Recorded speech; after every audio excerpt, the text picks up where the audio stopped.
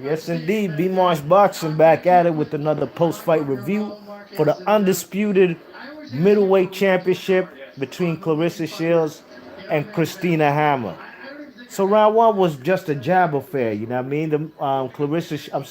Christina Hammer was controlling the pace, dictating the pace in the first round with her jab, tripling up or doubling, tripling up her jab, and she kept Claressa Shields on the outside.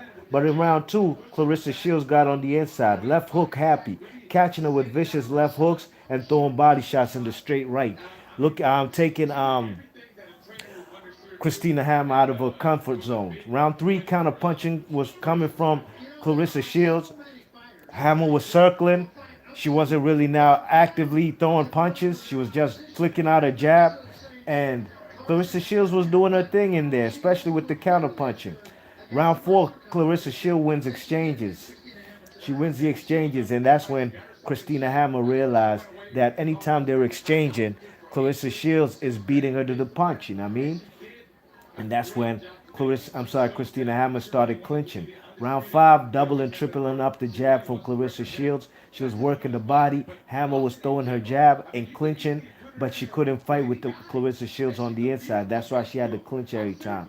Round six was a close round, even though I still gave it to Claressa Shields, you know what I mean? Shields was throwing the overhand right over and over again. Hammer was moving. But in that round, why I said it was a close round is because Claressa Shields wasn't cutting off the ring. Round seven, Shields let her hands go, beating the shit out of Christina Hammer, throwing the double jab, tripling up her jab, and throwing the right hand behind it in left hooks, and working the body.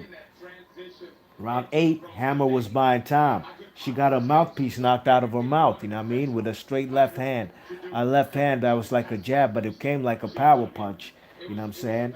And, you know, Claressa Shields almost stopped her in that round at least two times before the mouthpiece got knocked out of her mouth, and then after the mouthpiece got put back in her mouth. Claressa Shields was pouncing on her, you know what I mean, locking her up in a corner, cutting off the ring now, and just going in. She got saved by the bell though, you know. This is women's fights, women's boxing, where it's only, you know, 2 minute rounds for 10 rounds. You know what I mean?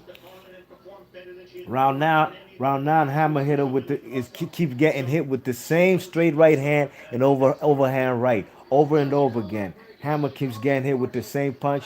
She ain't have no head movement. Claressa Shields showed tremendous head movement tonight too. Even had her hands below her waist, baiting Christina Hammer to throw punches, and she was basically looking out there like Pernell Whitaker in certain instances. You know what I mean? And round 10 was just the beginning of the end, and just like every other round, Christina Hammer just couldn't fight on the inside. She looked like she was about to stop, like quit. You know what I mean? Like the ref ain't even have to step in. You know what I'm saying? Especially when the mouthpiece got knocked out of her mouth. Overall, I only gave Christina Hammer one round. You know what I mean? Thief in the night. Thief in the night. What's happening? He says, was watching until the start of the fourth when my phone died. What did I miss?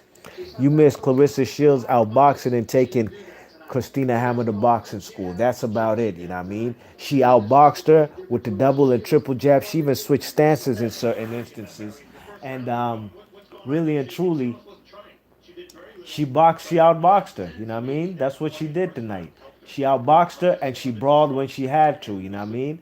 And she just, brought that American style to the Kazakh born fighter based out in Germany, Christina Hammer, you know what I mean? She couldn't work on the inside and she just didn't have no answers for the exchanges when Claressa Shields was letting her hands go. Thief in the Night says she pulled a narrow Spence. Exactly. Exactly. That's exactly what it was, you know what I mean? And then that particular round when her mouthpiece got knocked out, it was looking like like round nine of Mikey Garcia versus Errol Spence, where Errol Spence was going for the KO, you know what I mean? So it was basically a boxing lesson.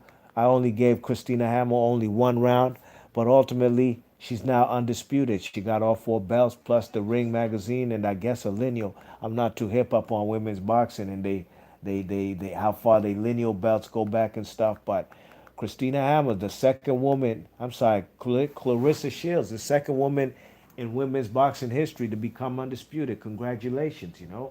I knew she would win the fight, but I swear to God, I didn't think she would make it look so easy. You know what I mean?